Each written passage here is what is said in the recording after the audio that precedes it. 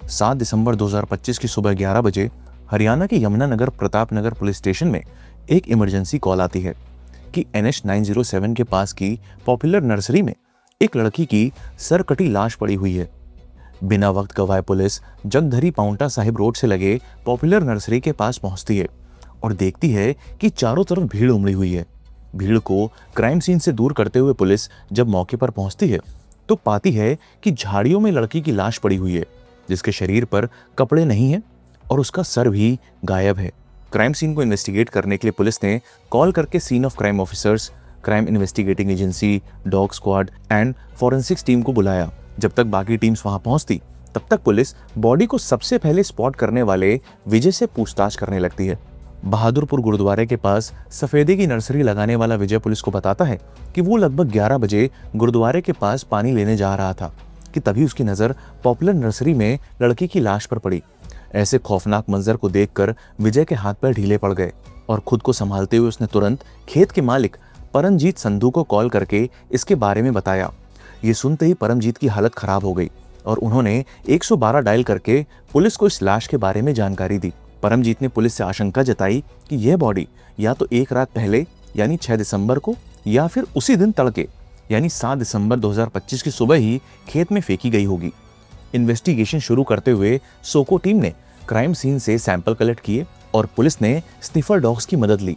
Sniffer dogs जब लाश को स्मेल करते हैं तो पहले नर्सरी के अंदर लगभग 20 मीटर तक जाते हैं, फिर हाईवे की तरफ बढ़ते हैं, लेकिन कुछ दूर जाकर अचानक रुक जाते हैं और वहीं घूमते रहते हैं, जैसे कि स्मेल की ट्रेल वहीं कहीं टूट गई हो। फॉरेंसिक टीम जब लाश का डिटेल में एग्जामिनेशन करती है तो कई चौंकाने वाले फैक्ट सामने आते हैं। उस लड़की के राइट लेग में एक धागा बंधा हुआ था, उसके पेट पर एक बर्थ मार्क था और सबसे ज्यादा डरावनी बात यह थी कि सर को काटने के लिए बहुत तेज और धारदार हथियार का इस्तेमाल किया गया था। क्राइम सीन को एनालाइज करने के बाद सोको टीम ने इंसिडेंट की जगह से सारे सबूत इकट्ठा किए और बॉडी को पोस्टमार्टम के लिए यमुनानगर के Mukundlal civil hospital and trauma centre भेज दिया गया। प्रीलिमिनरी इन्वेस्टिगेशन में पुलिस ने पाया कि इस लड़की की एज लगभग 25 से 30 साल के आसपास की होगी, जिसकी हत्या आधी रात को किसी और लोकेशन पर की गई है और फिर उसकी बॉडी को यहां नर्सरी में लाकर फेंक दिया गया है। लड़की के सिर को शरीर से अलग करना और उसके कपड़े गायब करने के पीछे का मोटिव इस लड़की की आइडेंटिटी को छुपाना है। हरियाणा के यमुनानगर डिस्ट्रिक्ट में ऐसे पास्ट में कई केसेस हो चुके थे जहां लड़कियों और औरतों का बलात्कार करने के बाद उनकी हत्या करके ऐसी आइसोलेट जगह पर फेंक दिया गया था। यही बड़ी वजह थी कि जिस हालत में इस लड़की की लाश मिली थी वो देखकर हर किसी को इस केस में भी यही लगने लगा था। इस लड़की को इतनी दर्दनाक मौत देने वाला कौन हैवान होगा, यह बात हर किसी के अंदर सवाल बनकर चुभ रही थी। सिंस इस लड़की के शरीर पर अंडरगारमेंट्स के अलावा कोई और कपड़े नहीं थे और उसका सर भी मिसिंग था, इसलिए इस लड़की को आइडेंटिफाई करना मुश्किल हो गया था।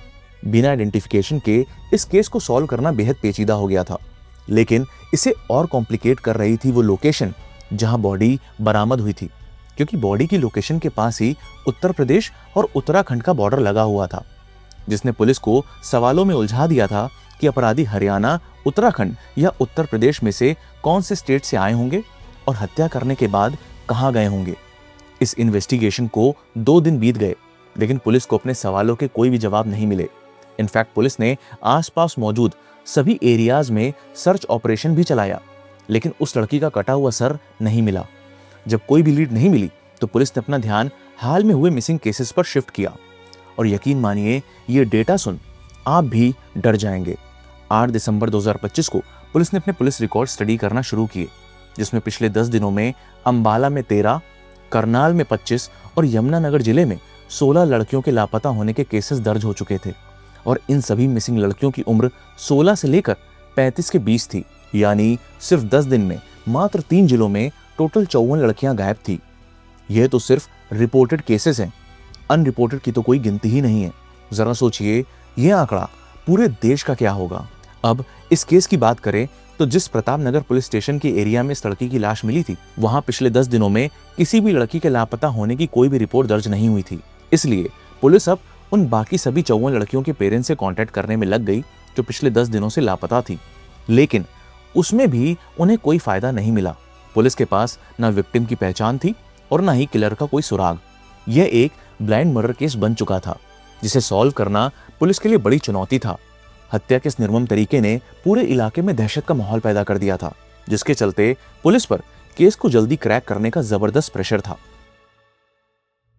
इसी दौरान पोस्टमार्टम रिपोर्ट सामने आई, जिससे क्लियर हो गया कि लड़के के साथ ना तो रेप हुआ है और ना ही किसी तरह के कोई स्ट्रगल मार्क्स मिले हैं, बल्कि उसकी मौत गला घोटने से हुई है। 6 दिन गुजर जाने के बाद भी जब लड़की की पहचान नहीं हो पाई तो 12 दिसंबर 2025 को उसका अंतिम संस्कार कर दिया गया। और इसी ब्लाइंड केस को सुलझाने के लिए पुलिस ने एक एसआईटी टीम फॉर्म की।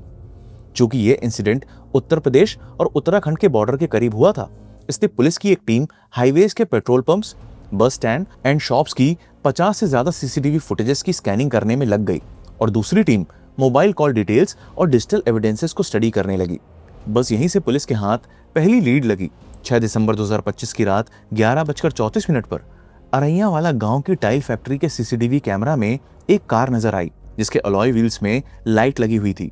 और यही कार फिर 6 मिनट बाद 11:40 पर हथनी कुंड बैराज से यूपी की ओर जाते हुए सीसीटीवी में कैद हुई। एंड इसी टाइम फ्रेम में इंसिडेंट वाले एरिया में पुलिस को कुछ अननोन नंबर्स एक्टिव नजर आए, जिसके बाद पुलिस ने जब उन नंबर्स को ट्रेस किया तो वो खैर लकड़ी के तस्कर निकले, जिनसे पूछताछ करने पर पुलिस को पता चला कि उन्हें 11-12 बजे के बीच यूपी नंबर की कार इंसिडेंट वाले एरिया में घूमती नजर आई थी। इस जानकारी के बाद पुलिस ने अब सारा फोकस उत्तर प्रदेश और हरियाणा के रूट पर लगा दिया, जिसके बाद CCTV footages, active mobile location और टेक्निकल एनालिसिस की मदद से पुलिस 13 दिसंबर 2025 को उत्तर प्रदेश की सहारनपुर सिटी के तिदोली गांव के एक घर में पहुंची, जहां शादी का माहौल था। और इसी शादी के माहौल के बीच से पुलिस दुल्हन के भाई मोहम्मद बिलाल को उठाकर अपने साथ ले गई। जब पुलिस ने बिलाल से सख्ती से पूछताछ की तो पता चला कि वो गुमनाम लाश असल में बिलाल की गर्लफ्रेंड उमा की थी। जिस केस की शुरुआत ब्लाइंड मर्डर केस से हुई थी, उसमें अब ये एक बड़ा मोड़ आ गया था। लेकिन इस केस में इससे बड़ा ट्विस्ट तब आया जब पुलिस ने उमा के घर वालों को उनकी बेटी के डेथ के बारे में इन्फॉर्म किया, क्योंकि यह खबर सुन उमा का परिवार दुखी होने की बजाय यह कहने लगा कि उनकी बेटी तो 13 साल पहले ही मर चुकी थी। आखिर क्या थी इस केस की पूरी सच्चाई? किसकी थी ये सरकटी लाश और क्या कनेक्शन था इसका उमा और बिलाल से? Welcome to the show. My name is Shashwat and you are watching the grisly case of Uma Bilal. 13 साल पहले हलालपुर गांव, सहारनपुर, यूपी। 3 मार्च 2012।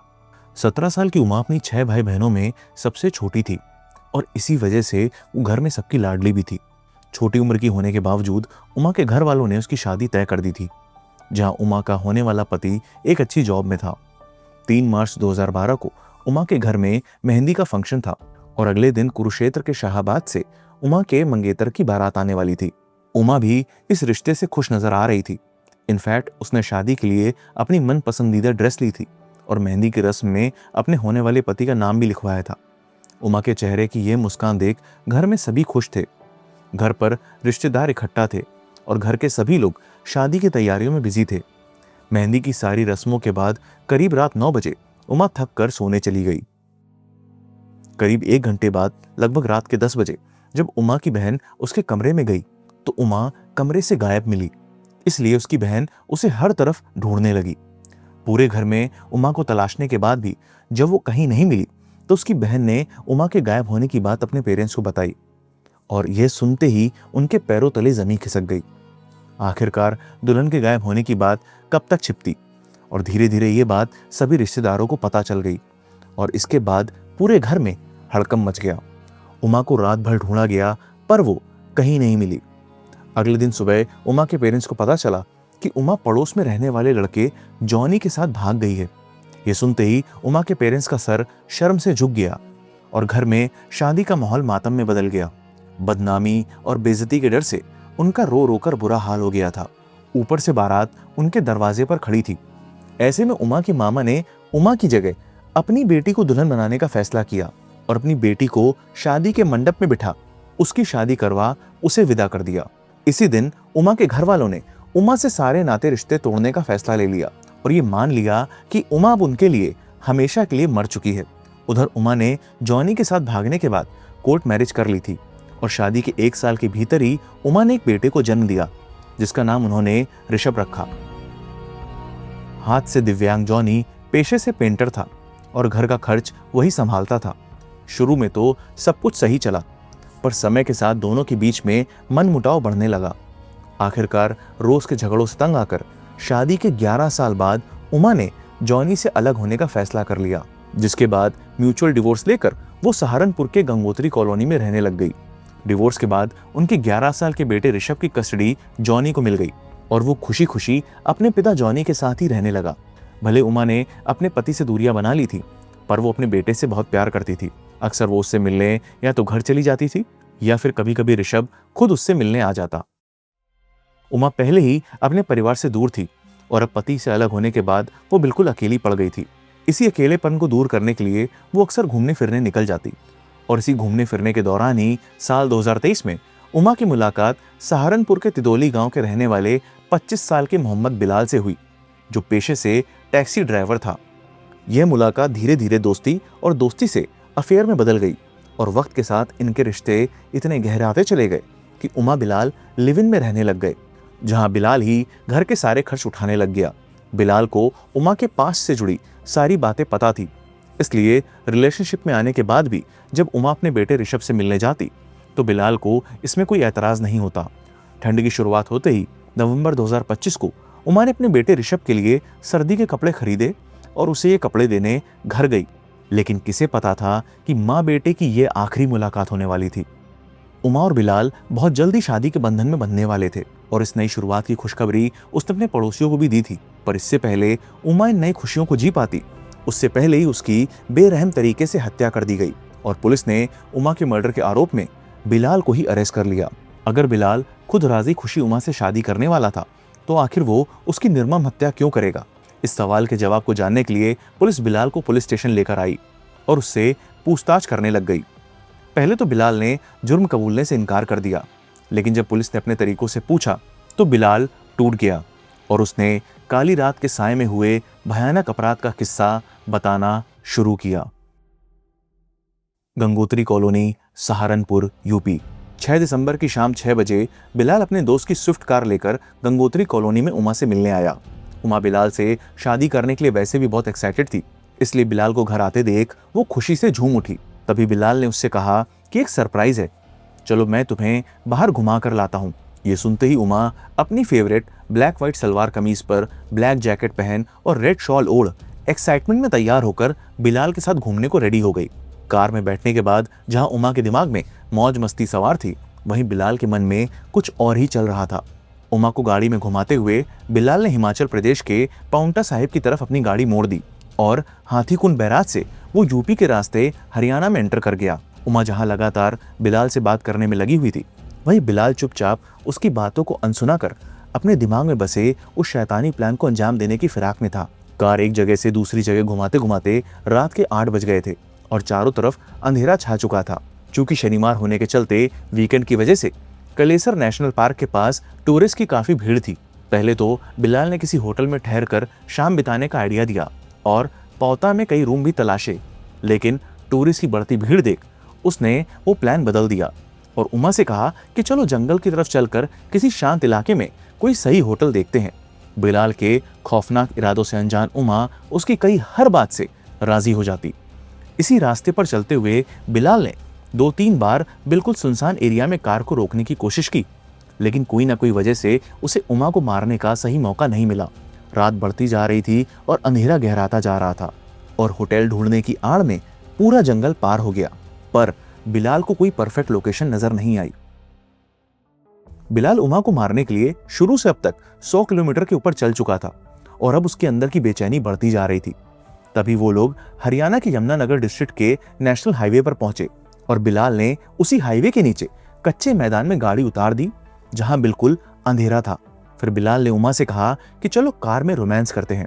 फिजिकल रिलेशन बनाने के नाम पर बिलाल ने उमा के अंडरगारमेंट्स छोड़कर सारे कपड़े उतरवा लिए और वो खुद पहले कार की बैक सीट में चला गया। इस नए फॉर्म ऑफ इंटीमेसी के लिए एक्साइटेड उमा जब तक कुछ समझ पाती, बिलाल ने कार की सीट बेल्ट उमा की गर्दन में फंसा दी और पूरी जान लगाकर वो उसका गला घोटने लगा। उमा जितना तेज छटपटाती रही, बिलाल उतनी ही कसकर उसे चोक कर रहा था। उमा को ना तो चिल्लाने, शोर मचाने और ना ही अपनी जान बचाने का मौका मिला। बिलाल बेरहमी से वो बेल्ट तब तक खींचता रहा जब तक उमा ने तड़प कर दम नहीं तोड़ दिया। 2 साल के साथ में बिताई जिंदगी को बिलाल ने एक पल में खत्म कर दिया था। जब उमा का शरीर बेजान हो गया तो बिलाल वापस ड्राइविंग सीट पर आ गया और कार फिर से ड्राइव करने लग गया। थोड़ी दूर चलते ही उसने बहादुरपुर गांव के घरों की लाइट जलते देख घबराकर गाड़ी पहले ही रोक दी, क्योंकि वो नहीं चाहता था कि कोई उसे उमा की लाश के साथ देख ले। इसलिए वो कैसे भी करके उमा की बॉडी को ठिकाने लगाने की फिराक में लग गया। प्लान के हिसाब से रात के लगभग 11:25 पर उसने गाड़ी से मीट काटने वाले छुरे को निकाला और फिर उमा की बॉडी को गाड़ी से निकालकर घसीटते हुए वो खेतों में बनी पॉपुलर नर्सरी लेके गया। बिलाल अब जो करने वाला था वो किसी इंसान नहीं बल्कि हैवान का काम था। उमा की बॉडी को झाड़ियों में ले जाकर बिलाल ने उसी छुरे से उमा की गर्दन काटकर बॉडी से अलग कर दी। फिर उसने उमा के सर को पॉलिथीन में भर अपनी गाड़ी की अगली सीट पर रख दिया। उमा की पहचान को छुपाने के लिए उसका सर और कपड़े हटा देना बिलाल के प्लान का ये शुरुआत से ही हिस्सा था और इसलिए वो मीट काटने वाले छुरे को अपने घर से लेकर आया था। उमा की बॉडी को वहीं झाड़ियों में छोड़कर बिलाल पॉपुलर नर्सरी से 12 किलोमीटर दूर आ गया और उसने गाड़ी कलेसर जंगल की लाल ढंग खाई के पास ही रोक दी। इसी गहरी खाई में उसने उमा का सर और कपड़े फेंक दिए ताकि उसके सर को कोई जंगली जानवर खा ले। अपनी साजिश को अंजाम देकर बिलाल हथनीकुंड बैराज के रास्ते होते हुए अपने घर आ गया। फिर बाकी सबूत मिटाने के लिए बिलाल ने अपने फोन से उमा और उसके फोटोज, वीडियोस और मैसेजेस को डिलीट कर दिया और फिर उमा और अपने फोन को फॉर्मेट कर दिया। क्या वजह थी जिसके चलते बिलाल ने उमा को यूं जल्लाद की तरह मौत के घाट उतार दिया? जब यही सवाल पुलिस ने बिलाल से किया तो उसने बताया कि उमा उसके प्यार को सामाजिक मान्यता दिलाने के लिए उसे शादी करना चाहती थी। वो समाज में उसके साथ उसकी पत्नी के रूप में जीना चाहती थी। लेकिन बिलाल की मंशा कुछ और ही थी। उसके लिए उमा तो बस एक टाइम पास थी, जिसके अकेलेपन और इमोशनल स्टेट का फायदा उठाकर उसने उसे अपने झूठे प्यार के जाल में फंसाया था।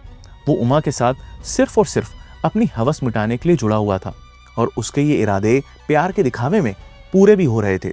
यही वजह थी कि उसने उमा के साथ अपने इस रिलेशन को अपने घर पर किसी को भी नहीं बताया था। इवन उमा के साथ रिलेशनशिप में होने के बावजूद वो अपने परिवार के साथ अपनी शादी के लिए रिश्ते भी देख रहा था और इसी देखा देखी में उसकी एक लड़की के साथ शादी भी तय हो गई थी, जिससे 14 दिसंबर 2025 को उसका निकाह होना था। ऐसे में उमा उसे एक बोझ की तरह नजर आने लग गई थी और वो किसी भी तरह उससे पीछा छुड़ाना चाहता था, क्योंकि वो नहीं चाहता था कि उसके इस इंटरफेथ रिलेशनशिप के बारे में उसके परिवार में किसी को भी भनक लग पाए। उमा इस बात से अनजान थी कि बिलाल के लिए ये रिश्ता सिर्फ एक खेल था। यही वजह थी कि मर्डर से एक हफ्ते पहले यानी 29 नवंबर 2025 को शादी की बात को लेकर दोनों के बीच झगड़ा भी हुआ था। इस झगड़े के बाद बिलाल ने उमा का नामो निशान मिटाने का फैसला कर लिया, क्योंकि उसे डर था कि कहीं उमा उसके घर जाकर उसके इस अफेयर के बारे में उसके घर वालों को ना बता दे और उसका ये निकाह टूट जाए। बिलाल को पता था कि उमा के आगे पीछे उसे पूछने वाला कोई नहीं है और अगर वो उसे मार देगा तो कोई उमा को ढूंढने तक नहीं आएगा। ऐसे में उमा जो उसकी जिंदगी का रोड़ा थी, उसे वो हमेशा के लिए हटाने का फैसला लेता है। 6 दिसंबर 2025 को उमा की हत्या करने से पहले वो बेचैन था, लेकिन उमा को खत्म करने के बाद वो घर आकर चैन से सो गया और सुबह अपनी फैमिली के साथ शॉपिंग करने चला गया जैसे कुछ हुआ ही ना हो। बिलाल बेफिक्री से अपनी शादी की तैयारी में लग गया और उमा को मारने के बाद दूल्हा बनने का ख्वाब सजाने लग गया। बिलाल के निकाह से एक दिन पहले 13 दिसंबर 2025 को उसकी बहन का भी निकाह था, जिसकी विदाई के दौरान ही पुलिस ने उसे गिरफ्तार कर लिया। जैसे ही बिलाल के हत्याकांड के बारे में लड़की वालों को पता चला तो उन्होंने बिलाल के परिवार से रिश्ता तोड़ दिया। पुलिस ने बिलाल को भले ही अरेस्ट कर लिया था, पर अभी भी बिलाल को कानून के हाथों सजा दिलाना किसी बड़े चैलेंज से कम नहीं था, क्योंकि पुलिस के हाथ में सिर्फ उसका कन्फेशन था जो कोर्ट में मान्य नहीं होता है। इसलिए पुलिस ने 3 टीमें बनाई ताकि वो अलग अलग जगह पर जाकर बिलाल के खिलाफ सबूतों को इकट्ठा कर सके। 14 दिसंबर को पुलिस की पहली टीम हरियाणा हिमाचल प्रदेश से 12 किलोमीटर दूर लाल ढांग खाई के पास पहुंची और उमा के सर खोजने में लग गई। वहीं पुलिस की दूसरी टीम तिदोली गांव पहुंच गई ताकि एविडेंसेस को बरामद कर सके और तीसरी टीम तिदोली गांव में जंगल के पास मर्डर में यूज हुई स्विफ्ट कार को ढूंढने में लग गई। पुलिस की पहली टीम रस्सी के सपोर्ट से खाई में उतरी और उमा के सर को खोजने में लग गई। गहरी खाई, घने जंगल और झाड़ियों के बीच सर को ढूंढना मुश्किल था, लेकिन कड़ी मशक्कत के बाद पुलिस को उमा का सर मिल गया। उसके साथ पुलिस ने उमा के कपड़े और हत्या में यूज हुआ छुरा भी बरामद कर लिया।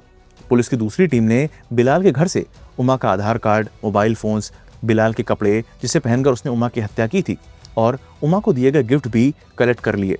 वहीं पुलिस की तीसरी टीम ने जंगल के बीच झाड़ियों में छिपी स्विफ्ट कार बरामद कर ली और सारे एविडेंसेस को गैदर करने के बाद उन्हें फॉरेंसिक जांच के लिए भेज दिया।